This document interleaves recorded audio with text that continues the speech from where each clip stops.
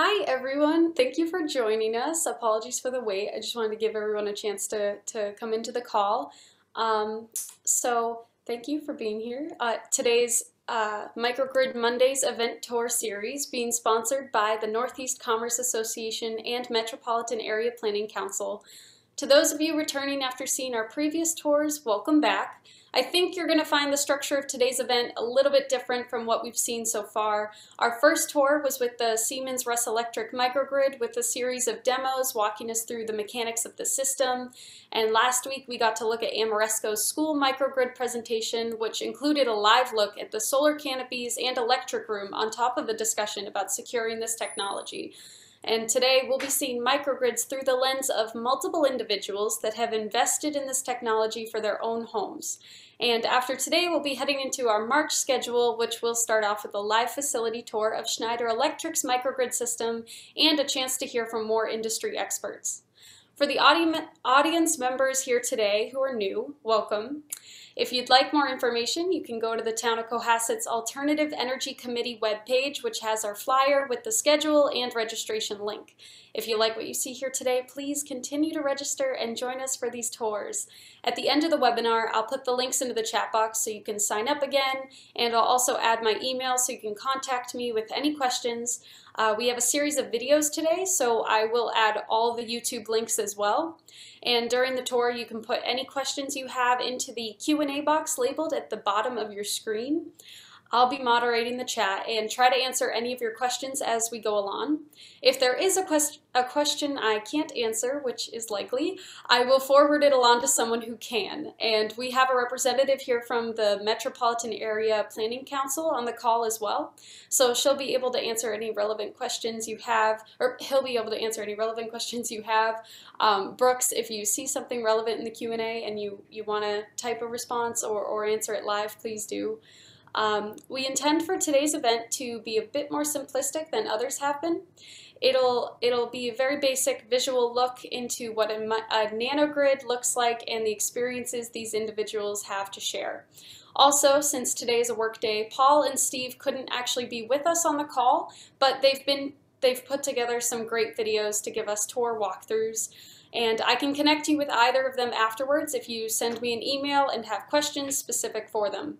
After we've toured the microgrids, we'll hear from Dave Herman, another aspiring nanogrid owner, who will share his experiences with us. I'll also give everyone attending this webinar the ability to speak at the end, so you can ask live questions and participate in the discussion with Dave. Please keep in mind that today's event is being recorded. So, with all that being said, allow me to introduce the tours. First, we're going to look at Steve Girardi's microgrid. Steve is the engineering manager at the Hingham Municipal Light Plant. He served on the Cohasset Alternative Energy Committee from 2015 to 2019, and presently he's one of 3 Cohasset Water Commissioners. In 2016, he had contracted various solar companies to do a power purchase agreement for solar on his rooftop. That's also known as a PPA agreement. After going through 5 different companies, he chose Solar City. They offered him a 10-cent per kilowatt hour PPA on their system, and they guaranteed a minimal annual production of 5,200 kilowatt hours a year for a 5 kilowatt system.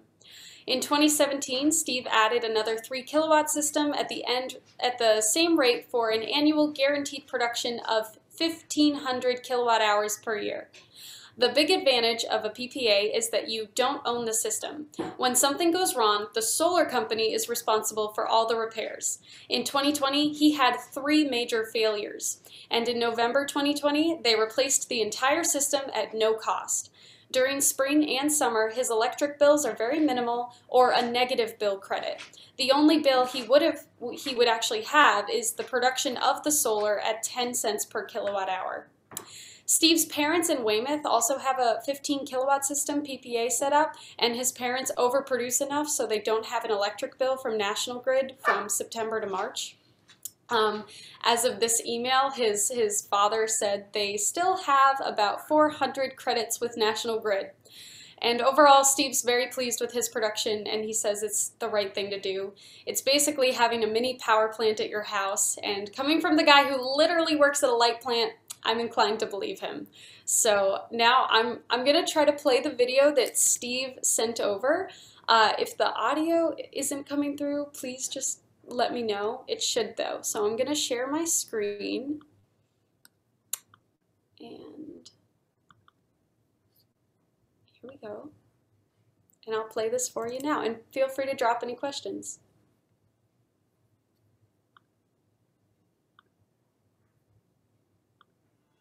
My name is Steve Girardi, resident of Cohasset. I am going to show you today my 8 kW AC rated solar system. It all starts here at the meter. As you can see, the production line is nothing today. However, another month or so we'll be producing. I do have a propane fire whole house generator. We have about 150 hours of outage time in 2 years. So let's go take a look at the panels.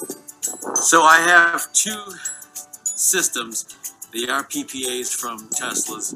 I'm paying 10 cents kilowatt hour I produce. The first system is a 3 kW. Each panel is 300 watts. I got 5 on this peak and 5 on the peak on the other side. And these are the other 5 on the 3 kW system, facing due south. And my bidirectional meter is about 80 feet away from my house. Here's the main disconnect for the solar system. So this is the back of my house. This is system number 2. There's 19 panels up top, 300 watts, 5 kW. So combining both systems, it's a 8 kW rated system. This most is south and southwest facing. So these are my 2 inverters. The first one here is, for the first PPA, is a 5 kW inverter. And the second one is a 3 kW inverter. And now the smaller one, probably pushing out 360 watts. And the larger inverter is only pushing 573, 75 watts. And that's due to the fact that a lot of the panels are covered in snow. This relay here is for the automatic generator. So this relay stays normally closed during everyday operations. So when the power goes off, the relay opens and shuts off the inverters, so I don't backfeed the generator. This is my Tesla app. It's showing the solar panels are producing 500 watts. My house is consuming 700 watts, and the grid is providing me 200 watts. So, and during the production months, this is an unbelievable app. You see everything's going towards the grid, which is really great. The impact today, they produced 4.6 kilowatt hours. My home only consumed 6.4 kilowatt hours, so that's a pretty good offset for today. Nice thing about the grid impact, you can kind of go back. I did a month, so wasn't a huge offset, but it's better. It's a few dollars saved right there, and less carbon put into the atmosphere. Today is a cold day, so thank you for joining me on my little tour today, and I hope everybody learned a little something about my house located in Cohasset. I'll talk to you later. Have fun and stay warm.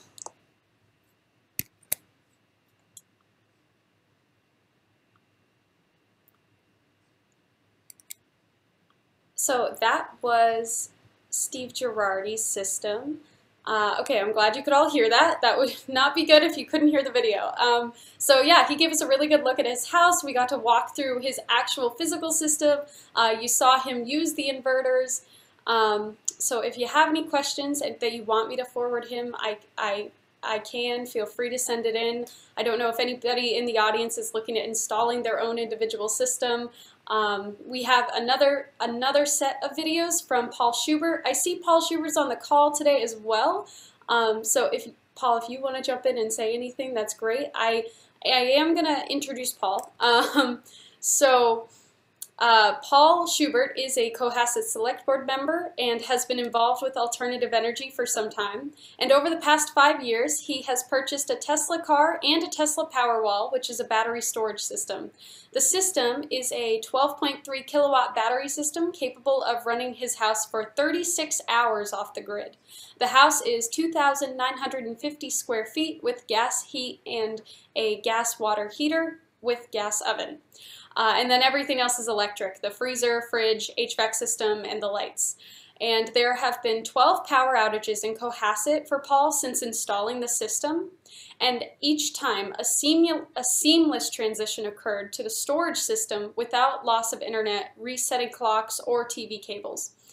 Overall, the cost was $7,500 for the battery and $1,000 for installation with a installation tax credit and 50% off the cost of installation. National Grid contracts. His National Grid contract is to supply high-use backup to the grid 3 times a year maximum and use during high-demand times, typically for summer use. The National Grid contract gives $1,000 in electric credits per year. So, Paul, I don't know if you want to say anything else before I play your tour videos. So, can you hear me? Yes. Okay. So this is now looking at my app, and the total number has been 11 events, and it's been about 5 hours of total backup hours, and it is a seamless system. The only thing was I wasn't sure how many of these Tesla Powerwalls I would need, so I have one currently, but I'm looking at probably putting in a second one for extended use. So if there's any other electrical use I may use, I'll probably add on a second one. They kind of go in like Legos. You can stack a second one on top of the first one. But it's been seamless. It's been great. That's it. Okay, interesting. Yeah, I had no idea that you could just keep stacking them. So we have 3 videos from you. So I'm going to share my screen now and let people take a look.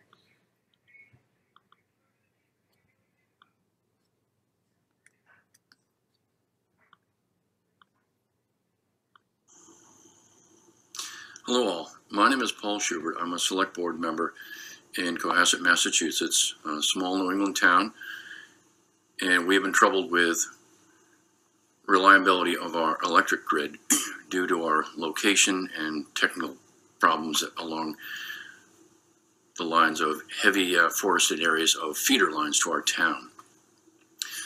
One of the main concerns is reliability during storms, power outages of electrical supply to different locations in town.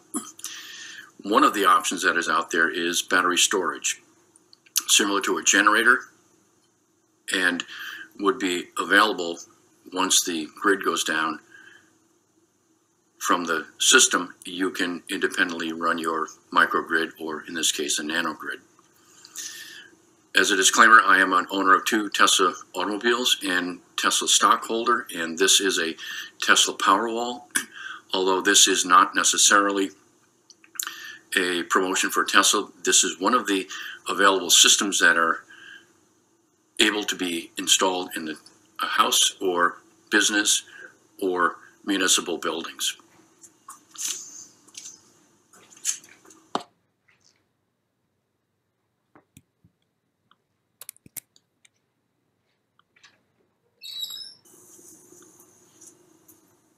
This is the Tesla Powerwall. As you can see, it is about 5 feet tall. It is with a width of approximately 6 inches. That glowing green LED shows you that the battery is fully charged. When the battery is used, it will flash in a slow dependent pattern on how much battery is available to power the system. Over here is the power entry and exit, which comes in through the side of the battery. The battery itself is 12.3 kilowatt hours, which would power this house, a 3,000 square foot house, using the battery for roughly 36 hours.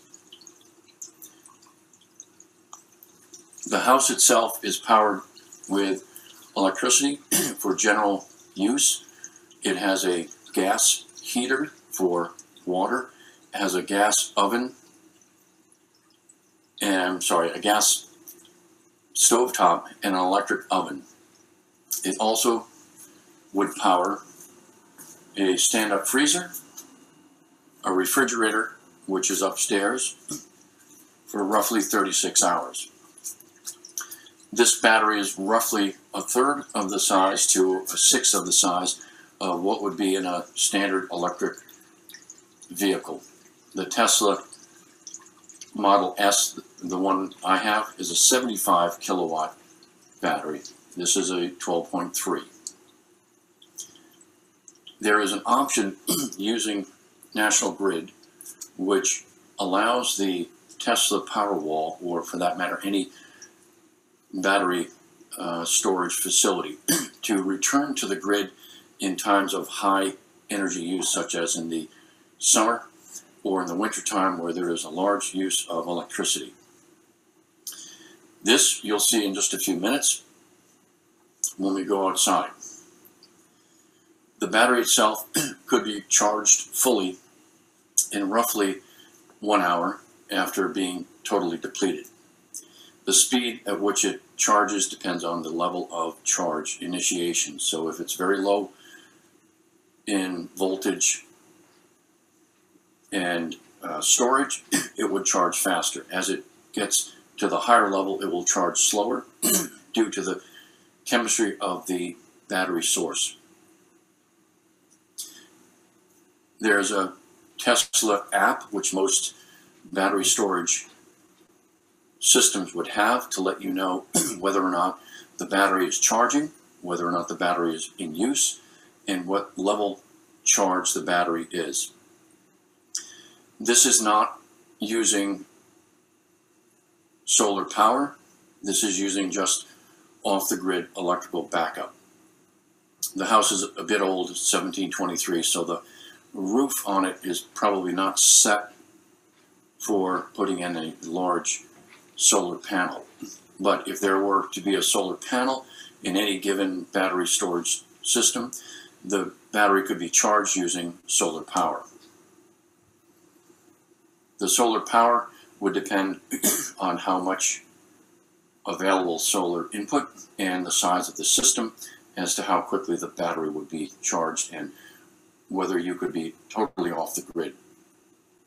Of note, the size of the battery is such that they're fairly easy to place.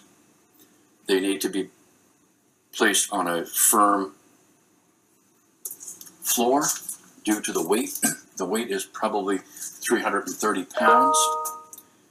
The width is about 6 inches, so you could potentially have 3 to 4 power walls in a place that's ensconced in a basement like mine is, or could be even placed outside. Weather is not a problem for these, but it is probably better to have it protected from some element, mainly the cold.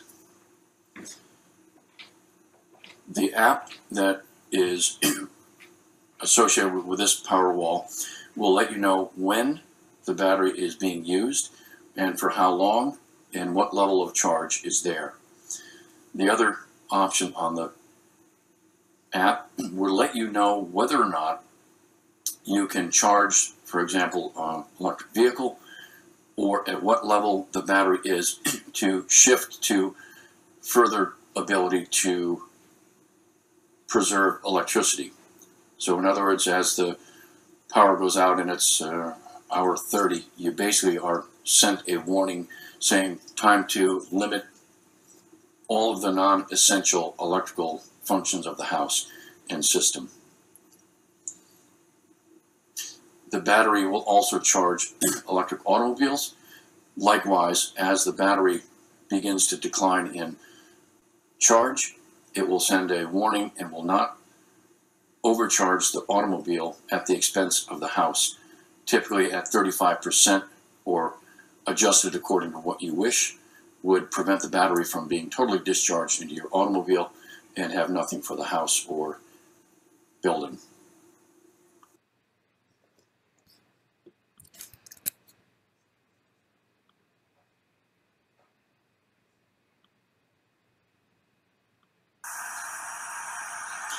This is the power source to the house, in addition to the battery. To the left is the electric kilowatt, I guess the measurement that comes out of the house. You'll see there's a cable that goes into the first box, which goes to the second box, and the third box as well. There are options for providing electricity for the house. In addition, should National Grid or any electrical provider wish to draw from the battery, it can draw from the battery without drawing directly from the input to the house. So the house is still being energized from the grid, but the grid is actually drawing some back from the battery. Normally there would be an additional box if you had solar panel, which would go not at this point, but where we saw earlier downstairs in the basement, going into the battery from the roof. Each of these allows for toggling from the grid, from the battery, and to the house. In addition, it would allow return of electricity to the grid in high energy demand situations, such as typically in New England would be the summer with air conditioning, pools, and other high energy use that is normally not seen in the winter. There is a contract which goes along with these, as you can see, these three boxes. I wish I could tell you exactly what the contract is. I know that they will pay, I believe it's $1,000 a year for the ability to draw from the battery in high use situations. The overall amount of the cost of this is approximately $7,500. The battery itself is about $6,500, although the pricing has come down. It generally takes probably $1,000 of installation. Some of this can be done through tax breaks and tax credits. Some of this is done through National Grid reimbursing the installer. National Grid did reimburse the installer for this to some point. I believe the total cost for installation was about $1,000 for this house. It would likely be more if you had the need and the available solar array on the roof. If you have any questions, please feel free to call me or email me at pschubert@cohassetma.org. I would be open to any questions or any concerns. We've been quite happy with this arrangement. It has, as of the time of installation, about just under a year ago, we've had 12 separate outages, and each of these outages instantaneously converted to the battery. We did not lose cable, we did not lose internet access, we did not have any of the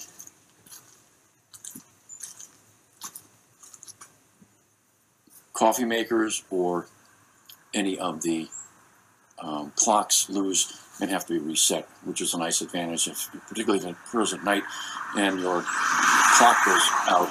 You don't have to worry that you won't wake up for work. So that's about it. Any questions, feel free to call me. Bye-bye.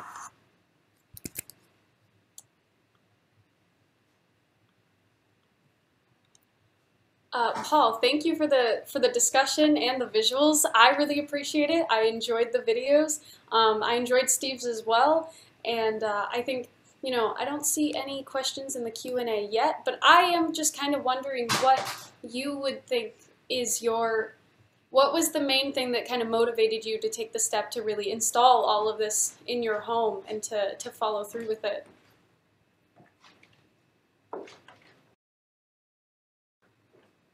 Paul, are you there? I think if you're trying to speak, you're on mute. No, I'm not sure if Paul is with us, but that's okay. So I hope you all enjoyed the videos. Again, if you do have questions, you can drop them in the Q&A. You'll also get the live discussion opportunity in a little bit. And I can send you Paul's email and information if you would like to connect with him. I can also send you Steve's if you'd like to connect with him. And I see Dave Herman's on the call. Dave, I don't know if you want to turn your video on and, oh, Paul sent me an email. He's at work. Okay, yes. So Dave, I don't know if you want to kind of join in here and tell us about your Nanogrid and introduce yourself a little bit for the attendees. Yeah, I'd love to. I'm trying to turn on my camera and it's saying you can't start your video because the host has stopped it. So I don't know if there's something. Okay, you should be able to now. Okay. All right. Well, hopefully you can see me. I don't unfortunately yet have a walkthrough because my system is still in the process of being worked out, but happy to give you a bit of an overview in terms of what we're trying to achieve and some of the details of the system that's been designed so far. So just by background, so my family and I all moved to Cohasset back in June, July of last year. So we're still relatively new, getting used to the higher energy costs out here. We moved out from the West Coast after spending just over 11 years there in Seattle specifically. So our main motivation really for looking at solar and battery backup is to lower our costs and to some extent reduce our dependency on the grid. And so what we have is a 6,000 square foot house. It's really two homes. There's a mother-in-law with the main part of the house separate to that. As of right now, we have a pretty, well, whoever designed this house did a very good job, but also means there's a lot of electricity usage. We do have gas for our heating.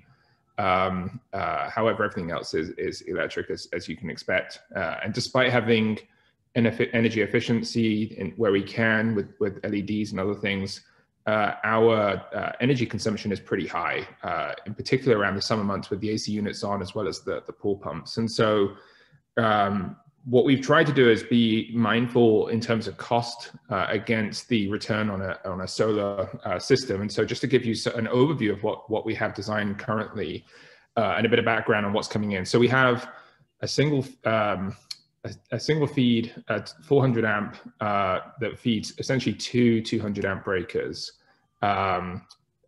We would like to have three phase, but I'll go into why we can't in a little bit.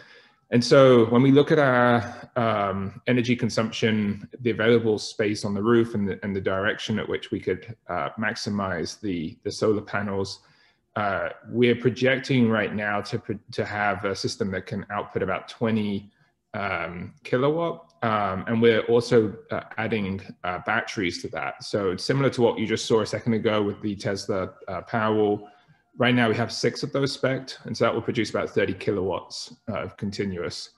In order for us to maximize on the available roof space, we're putting 61 340 amp Q-peak solar panels up on the roof. Most of them are directed towards the south facing. There is a little bit that is east and west to capitalize on the trajectory of the sun. And then to top that off, we also have, which was here previously, an additional backup source, which is a gas source. It's a 20 kilowatt Kohler system that's on an ATS that backs up most of the essential parts of the house. The I mentioned to you that we have a 20 kilowatt system that's been spec'd out and designed. That will essentially back up one of the 200 amp feeds. And so there will be some portion of the house that won't be backed up, and that's primarily the AC units. Everything else, though, like I said, the essential ones will be. And so, so I mentioned 3-phase versus single phase. House right now is single phase. It's on a shared 50 kV transformer. This, by the way, this process has not been the simplest. I think I put the order in back in July of last year for this. It's taken quite a bit of back and forth to get right in terms of the size and design of the system. But the biggest bottleneck has been in the infrastructure that surrounds the house. We're on a 4 kV line that feeds the house, and we have a shared transformer across 4 homes. And so the back and forth with National Grid was about getting us to a point where we have our own dedicated transformer. So that's planned to go in next Wednesday, at which point we can actually get the system installed, which we're anticipating will take about a week. And so when we look at our overall energy consumption through the year against what this system is likely to output and some of the offloading that we can do, we're estimating to drop our bill by about 2/3 to 3/4. So it will have a pretty substantial benefit on the overall power consumption, being able to leverage the solar and the batteries, but also by nature of doing that, you're obviously going to reduce your overall cost that you're paying National Grid. And as previously stated, there's a number of different incentives. And so for every battery, you get some additional incentives that National Grid can use through the year to pull power from you. You got the 26% tax credit and some other things as well. So that's at a very high level overview, but happy to obviously answer any questions that one might have. Yeah, so I do see a question in the chat from Brian Folds. He asked, can the battery be charged using grid power? And can you schedule grid energy consumption based on a time of use rate? Yes to the first question. So if the output, and you can dictate all of this through the application experience, but to the most part, the plan is to use solar to keep the batteries as charged as possible. And then favor the use of that power over the grid. Although in the circumstances where you would need the grid to charge the batteries, that certainly exists. There is no, to my knowledge, and if there is, somebody tell me, but to my knowledge, there is no discount or different rate at time of use. It's just a single rate through the year. Right, yes. And doesn't it depend on the state though? Massachusetts does not, but others do.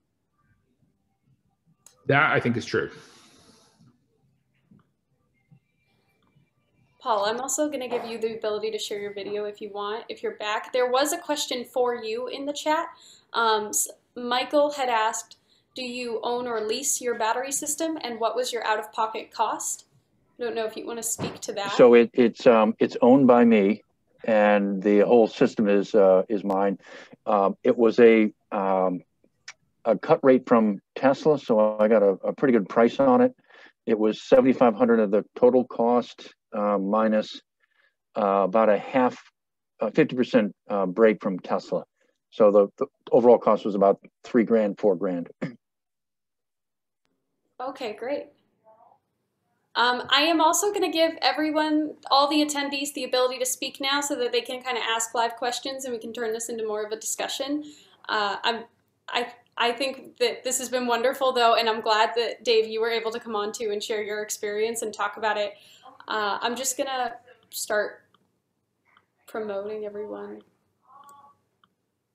And Paul, I'm glad you were able to come back. I know you're at work right now. I appreciate it. Yeah, snuck in between stress tests. So everyone should have the ability to speak. If anybody wants to ask a question, please go ahead. Otherwise, we'll end up wrapping up early today.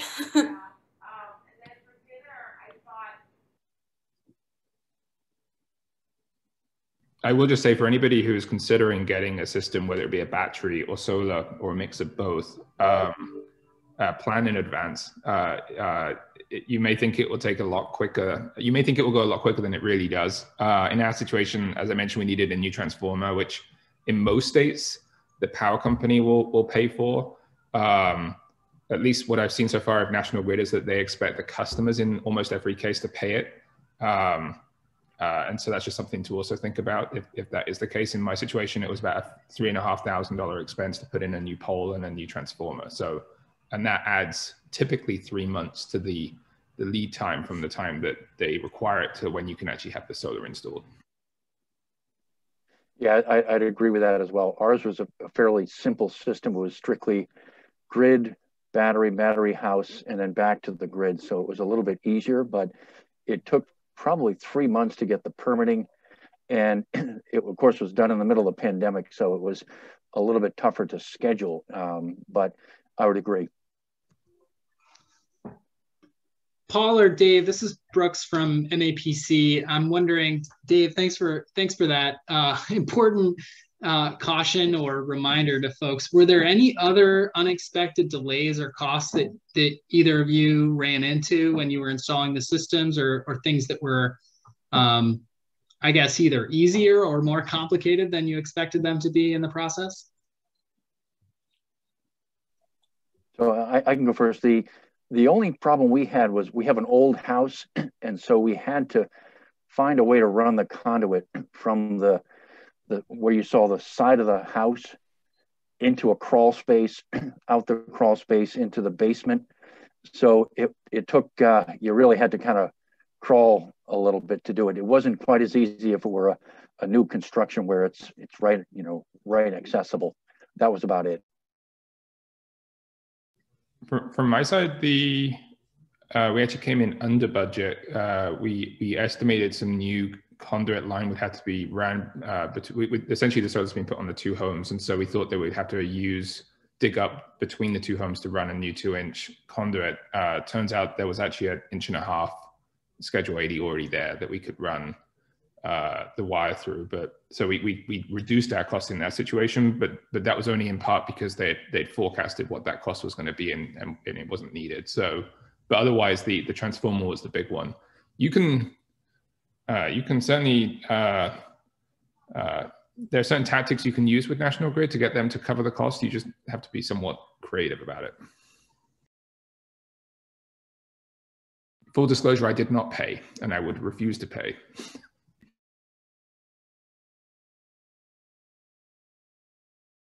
Yeah, it's important to recognize with anyone considering installing anything, there is money available for everything. And so you should never let money kind of be an issue or a roadblock in installing these systems. I know that, like, my dad's actually on the call today, and I know that he doesn't want to go out and pay, $20,000 for a big system and install everything. And there are, there's grants available for municipalities and for individuals. There's the tax incentives, the tax credits. There's all sorts of things. So if you do research, you're gonna find that there's a lot of ways to get around paying for this stuff.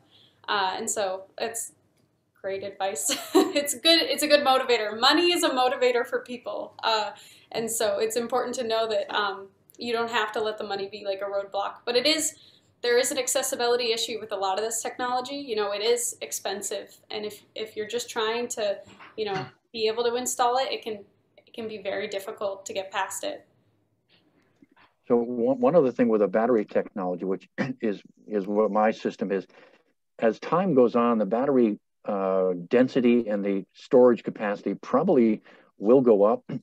So once the system is installed, the ability to tack on another battery that may be a higher efficiency or denser in energy performance will be an option that will make it much easier to run the system at a lower cost. I have a quick question. So do you have a radial circuit, which is just kind of like a backup panel for the emergency breakers, or do you have a whole home backup? How is the wiring designed?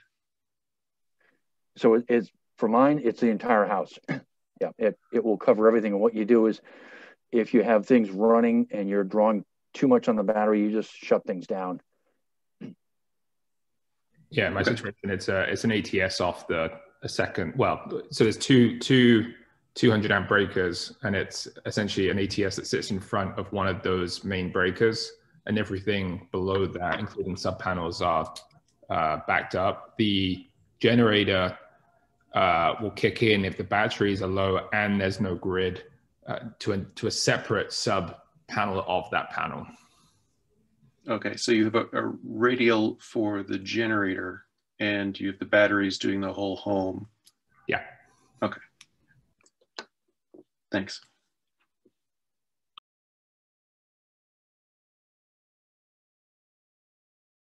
Any other questions?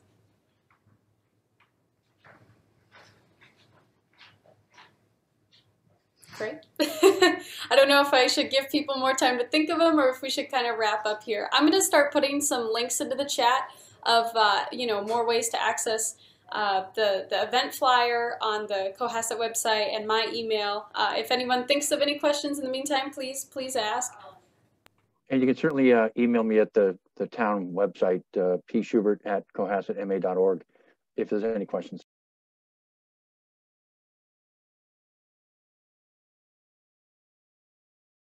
I'm hoping in 4 weeks, I can do this again, but this time actually give a walkthrough. It'll be a pretty interesting and complex system to have as many panels. I don't know how many homes. I've seen a few homes in Cohasset that have solar, but I haven't seen any that have quite that number. So I'd be curious to see what it looks like when it's all installed. Yeah, and we have 2 rain dates scheduled at the end. So if you can come on either March 22nd or March 29th, we'll get you scheduled, and you can actually show your system if it's good to go at that point. And I think that would be wonderful. I think the more people visually see this technology, the better it is, and the easier it is to take the step to say, you know what, yeah, I want to install that. Because we can show big facility demos and everything, and those are wonderful, and it shows this whole perspective. But I think for me personally, the best thing that I can see is a simple, this is a Tesla battery, like this is a solar panel. I work in energy, so it's not quite that simple for me, just looking at a solar panel. But I think that if I didn't work in this industry, it would make a big difference in swaying me. It's just the visual connect. So, yeah. Love to. I was just going to say to the extent that you were able to get 3-phase, if you've got those 3 transmission lines, there is an added cost there, but you also get put on a different plan that you'll see a pretty substantial saving over time. So there are some, when you talk to whoever's designing it, do challenge them on single versus 3-phase. Like I said, there is a cost, but the reduction in the plan that they would put you on does make it worth its while if you have a decent amount of load. So a question about that. Are you on a commercial rate or with a demand charge, or are you just on how's the rate structured that it gives you some value? I'm on an R1, but if I could get on a 3-phase, I would go on a commercial. So I would get both the nighttime and daytime rates, and they would be cheaper than the residential. You just have to, I don't know who's on this chat. The Cohasset's infrastructure is pretty poor with National Grid. And so if you are lucky and you're on an area where you can get 3-phase, you could take advantage of that. For us, I'm negotiating with them, but I don't really want to pay for it myself. But it would mean I'm on Mohawk Way, so they'd have to run 2 new transmission lines all the way from Mohawk, down Beach, down Atlantic, all the way down to whatever's down by the dock. I don't know the names down that area, but it's a pretty long run. It would be about 1.5 miles. And so it will happen because they do want to upgrade those lines. It's just a question is it a year, 5 years, who knows? Okay, thanks.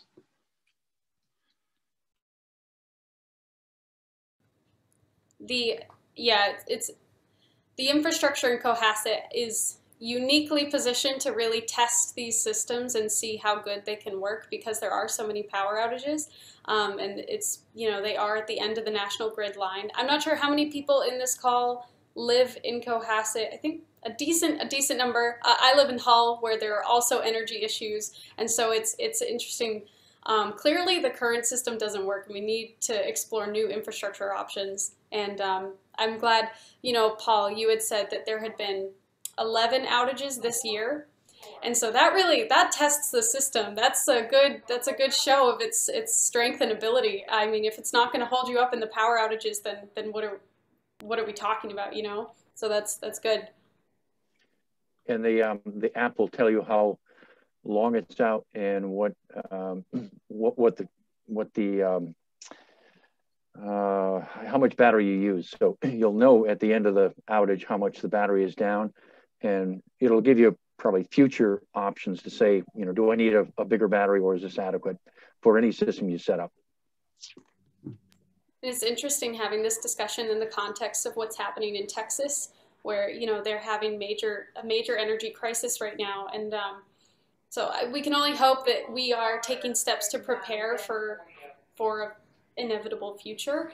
And you know, I don't think there's anyone from Texas on the call today, but if there was, I would tell them, you know, I hope that you're safe and well, and you know, I hope that there is something that can be learned here about investing in reliable technology and resiliency. I have a question, if I may. What's the smallest system for which something like a microgrid or a battery is really feasible?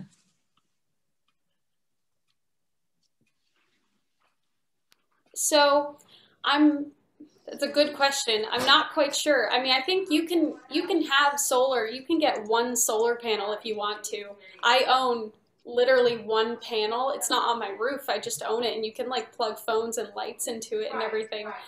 So I think system sizes can vary. I wouldn't say there's something that's too small, because if you have a light bulb, you can get a solar panel and you can plug it into it. And if you have a whole house, you can definitely have, you know, like the Tesla wall battery, and you can have solar on your roof. There's multiple solar options. You can have solar that also powers heat.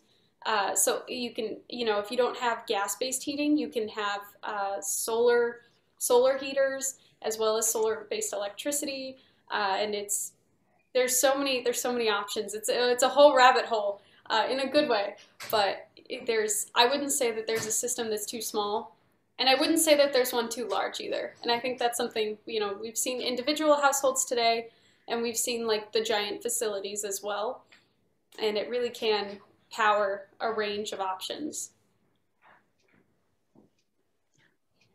So that's a non-technical answer to your question, but I would say there is no specific kilowatt hour you have to meet as a basic minimum.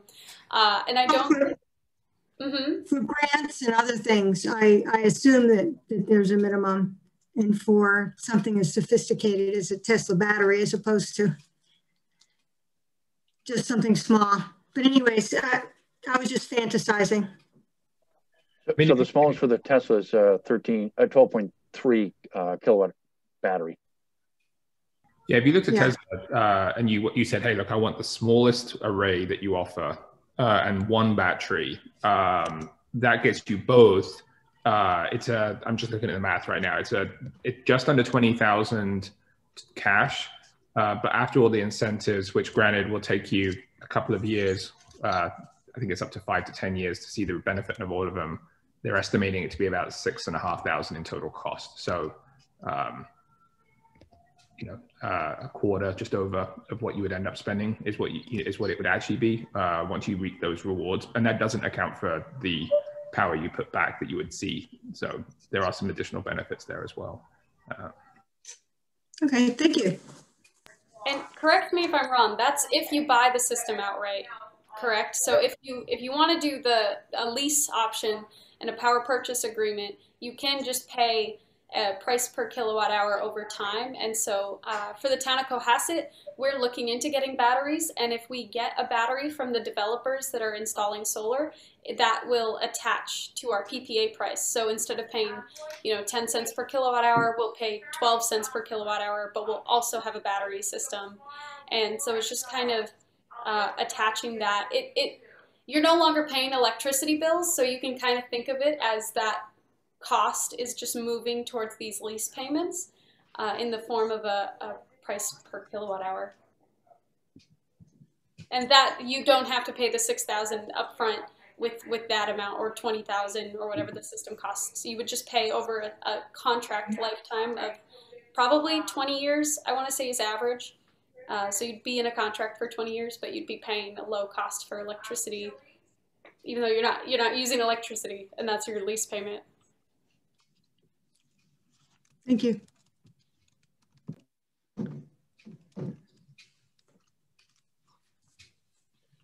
Any other questions?